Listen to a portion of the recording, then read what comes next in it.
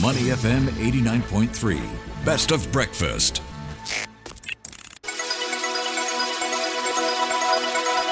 The U.S. Market Update with Money FM 89.3. Good morning. Here's your U.S. markets wrap. And looking at the screen, we've got a bit of a mixed session. The Dow Jones Industrial Average was up, outperforming the market. And we saw a rise of 0.9% or 359 points for the Dow to close at 42,297. Investors rotating into non-technology shares like Caterpillar, JP Morgan, and United Health. Otherwise, the tech-heavy Nasdaq was down 0.4% to 19,088.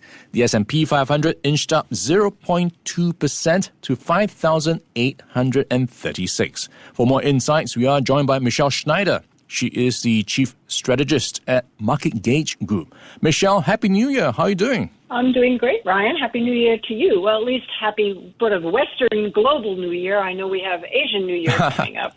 That's right, around the corner. Now, let's talk about how markets have been playing out 2025 so far. And it does look like a bit of a, I suppose, lackluster start. Technology shares are pulling back. What do you make of the latest start of January so far? Well, we're not surprised. In fact, I think the last time you and I spoke, we talked about the fact that we could start January somewhat shakily because after the last Fed meeting, which they were calling the hawkish cut, yields have gone up, the dollar has gone up, and we know that that can put a lot of pressure on the market, and that's just one area. Of course, another area to be looking out for has been the geopolitical situation, which continues to be somewhat erratic. And now, of course, even though it's not necessarily a market mover, but it could eventually become a market mover, we have, the horror of what's going on in California. But we also have a freeze going on in Europe, and that's what has sent oil and gas prices up. So people are starting to worry a little bit about what the future of the economy is. And now with a new administration and all the uncertainty around that, it will be very, very important how the first week goes, I think, under a Trump administration and whether or not he can regain confidence to people to continue to invest in the stock market at these levels. I mean, we're only off about 5% from the highs in the SPY. Yeah, Mish, quite a wall of worry for investors to grapple with. And I think part of it is being reflected in how bond yields have been moving.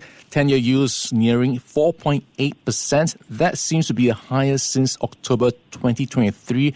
What does it tell you about the markets and how will that affect the rest of the asset classes? Well, the Federal Reserve has to make a choice. And clearly right now, they were very much about inflation still being sticky. And we've seen that. And in fact, here in the States, we have two major numbers coming out this week, the PPI and the CPI, and I think that's going to be a big market mover as well if they come either too hot or much better than expectation. But nonetheless, the Fed has really focused on that, and they don't want to see inflation get out of control. However, I have two thoughts about that. Number one is that going to be at the risk the economy, because we know that a lot of areas of the economy have been struggling under higher rates or higher for longer. I mean, we're certainly seeing it in healthcare. We're seeing it in real estate.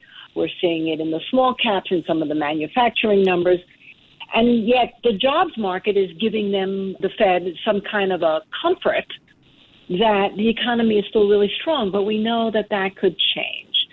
So I think that's really what's happening right now is the Fed is made a stance, but they could easily pivot. I would not be surprised to see a pivot from the Fed as we get into the spring, especially if the market cannot gain good footing. Yeah, looking at how the U.S. economy has been chugging along, there are some pockets of the economy that's still looking quite strong. And in that sense, I'm seeing small caps potentially doing well. What's your take on how to position for 2025, looking at how technology has been pulling back? Are you seeing that rotation pick up pace? No, really, not yet. I mean, if you look at the charts, we still have NASDAQ and the Mag 7 stocks, even though they've come off.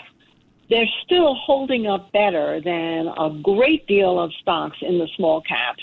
And so although many, many people, including myself, are hopeful that we see the rotation into the value and into the small caps and into the manufacturing and sort of the made in America theme with more deregulation, promoting small business, lower taxes, and the tariffs, which Trump actually said today he will now do more gradually because he does understand that it could create an inflation. I think the potential is there. But right now, you have to wait. And this is what we're really doing right now. You asked me how I would invest right now. Mm-hmm. What I'm telling people is to really avoid FOMO right here.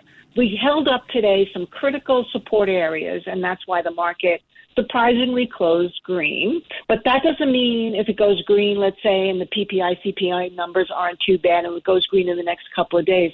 We have a thing called the January trend trade, which means after the first 10 trading days of January, so up until the 16th, a range is set in every instrument. And we like to wait just a little bit longer, and especially since it corresponds with earnings season that's upon us, and of course the new administration coming in next week, we believe that if you're just a little bit more patient, it will be obvious whether or not the small caps can make a run, whether it's going to go back to growth, whether the whole market is just going to collapse, or whether it's going to be commodities that continue to shine, the energy market, which right now is the strongest performer. We don't know this yet. People should just be a little bit more patient. Yeah, talking about commodities, we had a pretty good run when it came to gold last year. Is it too late to jump on that bandwagon, or are we expecting, I suppose, a bit of moderation when it comes to where gold is performing in 2025? Well, I'm going to answer that question, Ryan, a little differently, because what I'm far more interested right now is not necessarily the price of gold, but the price of silver and silver relative to the gold, because that is a very historical assessment of inflation. If silver starts to outperform gold, that generally means that we can expect higher inflation. And of course, now that we have oil going up, we're kind of looking back at that late 1970s when this is exactly what happened. So if oil, and I'm talking about West Texas oil, takes out $80 because Brent already did that today, and silver starts to catch a bid, gold won't go down, but it may not necessarily be the exciting place to be. Rather, it might be more in the silver market. And then as we're talking about metals, I think we need to keep our eye on the copper market as well, because not only will the rebuilding need copper, but also China had surprising numbers coming into today as well in terms of their exports. And that, too, could raise the demand for copper. So I like the metals, but you really, again, have to watch the relationships. Yeah, Michelle, talking about FOMO earlier, we can't leave out Bitcoin for the conversation. And looking at the past year, it started 2024 at around just under 30,000 and then ended at record highs near 100,000. Is it too late to jump on the Bitcoin bandwagon? Well, right now, again, today was very interesting in the market because Bitcoin went down exactly to a critical support level using a 50-day moving average, which a lot of institutional investors like to look at. 89,000, 90,000 was support, and it held exactly where it needed to. So I think that gives you a pretty good idea of where you'd be wrong if you were looking to get in, let's say, because, again, we have a very pro-Bitcoin administration coming in.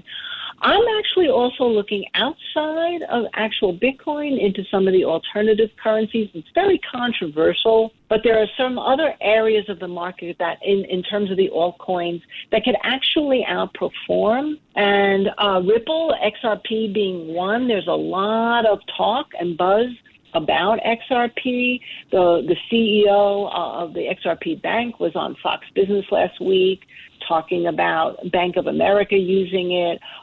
Trump, he actually went and visited Trump at Mar-a-Lago. So look there and look at Bitcoin. And I think if we hold that 89, could we get back up and see 130, 150 next year?